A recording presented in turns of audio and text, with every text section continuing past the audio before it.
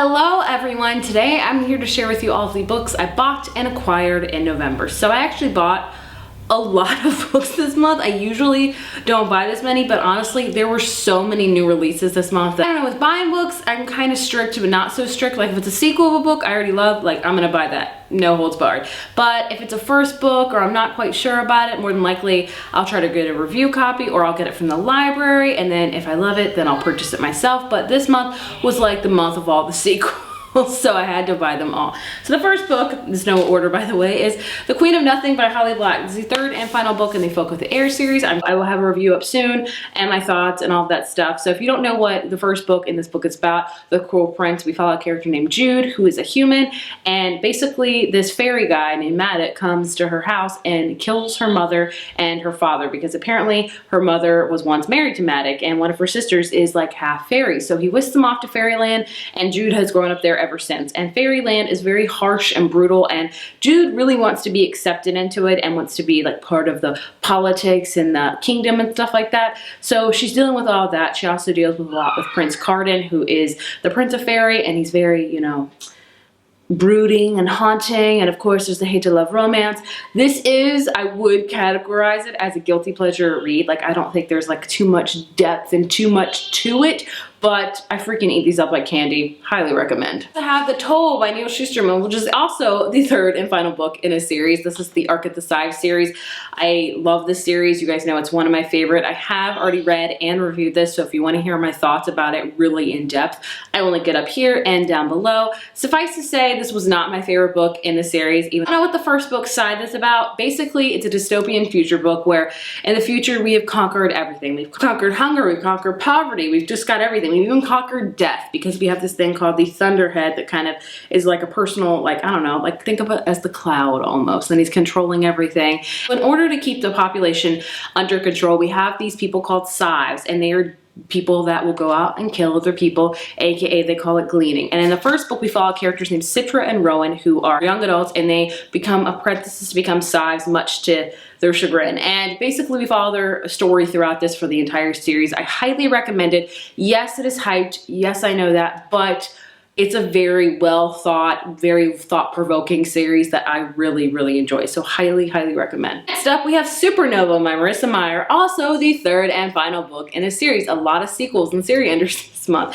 This is the third and final book of the Renegades trilogy, which again, I also have a review of this as well. I did give a review in this month. I'll link it right here and down below. So Renegades is your Marvel movie of books, pretty much. It's basically about heroes versus villains. We follow a character named Nova, who is an anarchist, aka a villain, and she's trying to take the renegades, aka the heroes, down. So she disguises herself as a renegade and kind of plots to take them down from within. And of course we get more perspectives and things like that. So I really enjoyed the series. It's a fun series. It's gonna make you want to watch all the Marvel movies and action movies, and it's just fun. That's all I can describe it as. Whenever I think about the series, I just think about like kapow, kabam, and we have different characters that have different powers, and it's just, like I said, as always, a fun time. So yeah, check out my review if you want to hear more about it. Next up, we have Call Down the Hawk by Maggie Stiefvater. This is a new series by her that is a spin-off of The Raven Boys, which is a 4-book series, and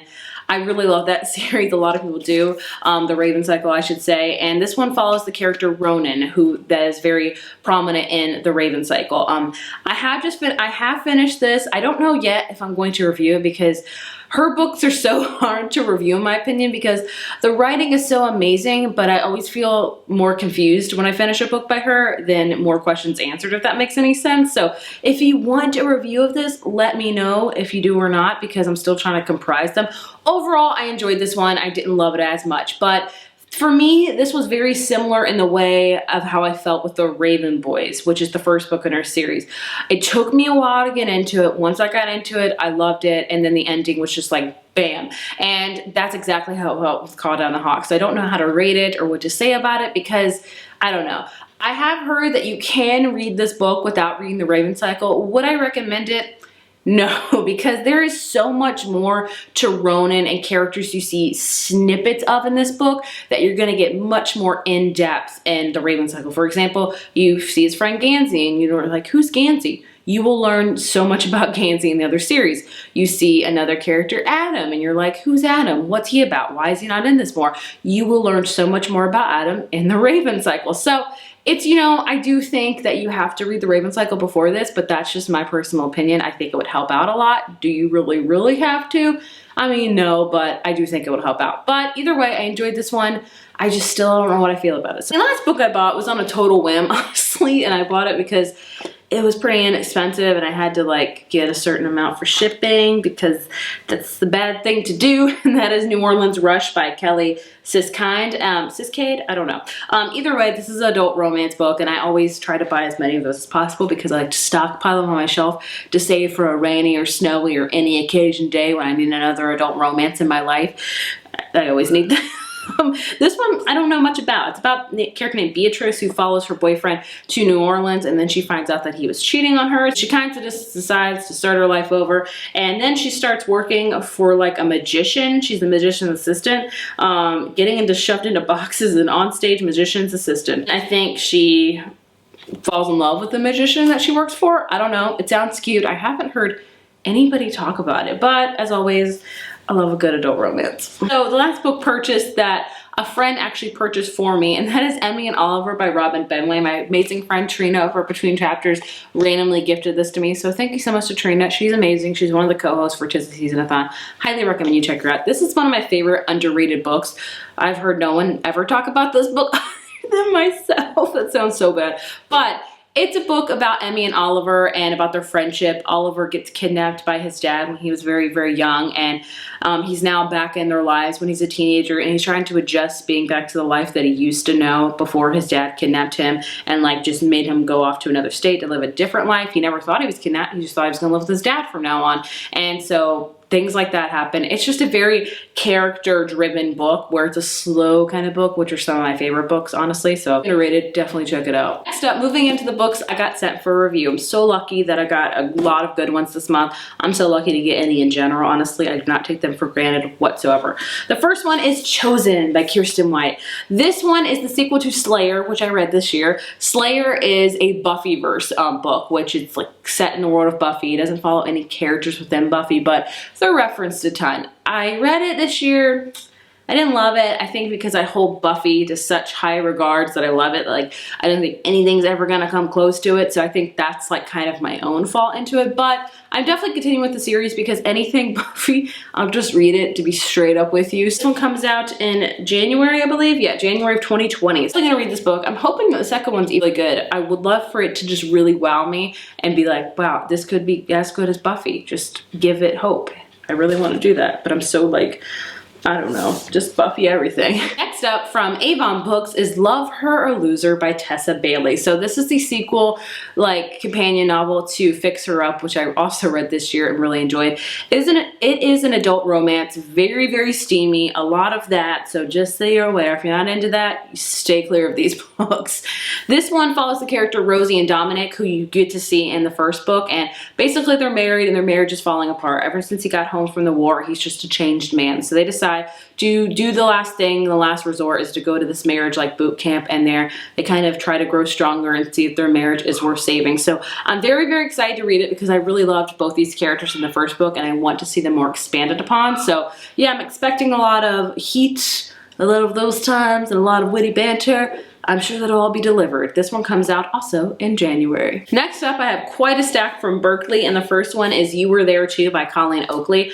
Colleen Oakley is an author I don't hear much about. She also wrote this book that I read a few years ago called Close Enough to Touch. I loved it a ton. It's a highly underrated, like, adult kind of contemporary romance in my opinion. So this one is about a character named Mia who has a great house, a loving husband, and dreams of starting a family. But she has other dreams too, unexplained, reoccurring ones starring the same man. She doesn't think much of it until a relocation to a small town, Pennsylvania, brings her face to face with the stranger she has been dreaming about for years. And this man harbors a jaw-dropping secret of his own. He's been dreaming of her too. Coming to understand, Mia and this not-so-stranger search for answers, but when diving into their past begins to unravel her life in the present, Mia emerges with a single question: what if? So basically, she has a happy life, but she's been dreaming, like, I don't think subconsciously, I don't know, of this man, and he's been dreaming of her too. And that just sounds so freaking interesting. So I don't know if this is gonna have a little tinge of a supernatural plot, just a little twist. But either way, this sounds amazing. I really loved her book, Close Enough to Touch. I can't wait to check this one out. Again, this one comes out in January, so put it on your radar because I haven't heard anybody talk about it, but it sounds so good. Another one from Berkley I have is Undercover Bromance by Lisa K. Adams. So this is a sequel and companion novel to the Bromance Book Club, which I read this year, which is just kind of a cheesy adult romance book. I enjoyed it. It was cute. Will I read this one? Definitely. So this one goes with a character named Liv, who has a job as a sous chef and Nashville's restaurant, and then she meets a guy named Mac, and then he woos everyone, but he can't woo Liv, and then basically he goes to the Bromance Book Club, which is this club of guys that just reads historical romance novels in order to understand women better, which I don't know, but it's just cute, funny, and really cheesy, but I mean, it's a funny one, so I'm definitely gonna check out this one. This one comes out in March, so whoa, got quite a ways for that one. The last two books I have from them I don't know too much about. First is Meg and Jo by Virginia Cantra. This one is about two characters, or two sisters named Meg and Jo. Timeless classic Little Women inspire this heartwarming modern tale of four sisters. Oh, that's interesting. So it's the March sisters. So I think they go their separate ways and they get together to kind of help one another, and it's kind of got that Little Woman-esque vibe to it, which is amazing. I haven't read Little Woman, I know, but either way. And the other one I have, and the last one I have from Berkley is Unnatural Magic by C.M. Wagoner. Unique, haunting, and magical. I don't know anything about this book. A brilliant and terrifically fun debut brings an enchanting new voice to fantasy. Oh, it's a fantasy. I should read more about this, but I just let you know. Thank you, Berkley, for these awesome books. Oh, I lied. I have another one from Berkley. It's a Christmas one. It's called The Christmas Spirits on Trad Street by Karen White. I freaking love this cover. Christmas, 'tis the season-a-thon, you guys know. I don't know much about it. The Christmas spirit is overtaking Tad Street with a vengeance in this festive new novel. And that's, I mean, honestly, when I see covers like this with Christmassy, I can tell it's going to be probably in an inn or a hotel in a small town. And I'm usually right on those cases, but I eat those books up, so I'm guessing that's what this one is about. Next up, I have a couple books from William Amaro. The first one being The Worst Best Man by Mia Soso. This one comes out in February. So this one is about a wedding planner who is left at the altar. Oh my gosh, that's horrible. I think after that, she gets an opportunity for a job because she's a wedding planner. She has to collaborate with the best, make that the worst man from her own failed nuptials. Oh my goodness. So wait, but then he learns to be working with his brother's whip smart, stunning, absolutely off-limits ex-fiance. So basically, she gets left at the altar by this guy, and then she has to work with his brother, which sounds like a nightmare. I would be so upset about it, but I'm guessing probably a romance strikes that neither of them quite expect, but it's very much love. Any books about weddings, I am always there for. I have a couple more Christmassy books. We have We Met in December by Josie Curtis, which just sounds amazing. If you don't know, I'm reading this for Tisdathon, so I'm super excited to read it. It's very reminiscent of One Day in December, in my opinion. So basically, we have these two people that live in like this shared flat, I don't know, like a kind of Notting Hill type of place, and it's about a character named Jess who meets Alex, and he lives on the floor above her, and then when she meets him, it's immediate sparkage. But then Christmas comes, so she has to go home for the holidays, and she comes back and she's ready to tell him her feelings, and then she finds out that he's dating another girl that also lives somewhere in this like apartment building almost, and it's throughout the year that she has to live with him while she's in love with him, but he's in love with someone else. Very reminiscent of One Day in December, Christmassy. I am so stoked to read this one. I also have Wrapped Up in Christmas by Caitlin Duncan. This one sounds really freaking cute. It's about a girl named Angie who lost her boyfriend, her job, and an apartment all in one fell swoop, which sounds horrible. So she leaves California and moves to her hometown in New England, and then she meets a handsome stranger, and she's convinced her luck is about to change. So it pretty much sounds like a Hallmark movie. Am I gonna read it and swoon? Most definitely. The last two books I have to share with you before sharing my book boxes of the month are kind of some DIY books. The first one being Make Your Own Beauty Mask, 38 simple and all natural recipes for healthy skin. So I was so lucky to get the opportunity to review this, and I really love skincare, even though my skin does not show it. I love it. I love masks. I try to do as much as I can. I love learning about skincare. Again, I'm horrible at it. Acne does not treat me well in my old age, but either way, this comes with a whole bunch of recipes for masks, and it even comes with like a whole bunch of actual masks that you can put your ingredients and stuff on. I haven't tried it yet, but I'm excited to do so when I have some time because your girl loves some skincare. Hopefully these will remedy my acne. That would be amazing. The other kind of DIY book is called Eat Joy, and this is stories of comfort and food from 31 celebrated writers. So again, I was so lucky to get the opportunity to check this one out because I love books about food. I did a whole video about it, for goodness sake. So basically we have all of these stories that are in there. They also have illustrations in it as well from a whole bunch of writers that I don't think I've ever heard of, such as Alexander Chee, Mira Jacob, Molly Malone, Anthony Doerr. I haven't heard of any of these authors, so I'm excited to read this one because I love books about food. Like, that's one of my like guilty pleasure niche things. All right, the last two books I'm sharing with you today, I got in book boxes. The first one is from Book of the Month, Knife House by Leigh Bardugo. I'm sure a lot of you guys have heard this. This is her first foray into adult fantasy. I don't know much about it other than like it's kind of set in Yale and it's kind of like a secret society. I've heard it's dark, I've heard it's gritty. I wouldn't expect anything less from Leigh Bardugo, but I'm like drawn to read it, but not super drawn because I read The Six of Crows duology and I liked it, but I didn't love it. But I do want to read this one eventually. I mean, the cover is amazing. I've heard good things about it. Let me know what you think. The last book I have to share with you today is from Outcrate, and that is Winterwood by Shay Earnshaw. I have already read and reviewed this, so if you want to learn more about it, I will link it down below and up here as well. This is about a character named Nora who is a witch. All of her family has been witches, and she lives alone in like this kind of foresty area, and the winter gets very brutal, and she goes in the forest one day and she finds this missing boy from another camp, and there kind of uncovers a whole bunch of secrets. I liked it. I didn't love it, but the writing is phenomenal and makes you want to wrap up yourself in a blanket by the fire because it's told in the winter, and it's phenomenal in that regard. But like I said, if you want to hear more, check out my review that I will link down below. Again, also this has blue splayed edges and I'm obsessed with it. It's so, so pretty. So there you have it. Those are all the books I have this month. Surprisingly not too many because I have read a good majority of them and I'm planning to read a good majority of them for this month. So I'm pretty excited about that. If you've heard any of these books and like them or think I would like them, please leave a comment down below. Thank you guys so much for watching and I will see you in my next video. Bye. I'll be home.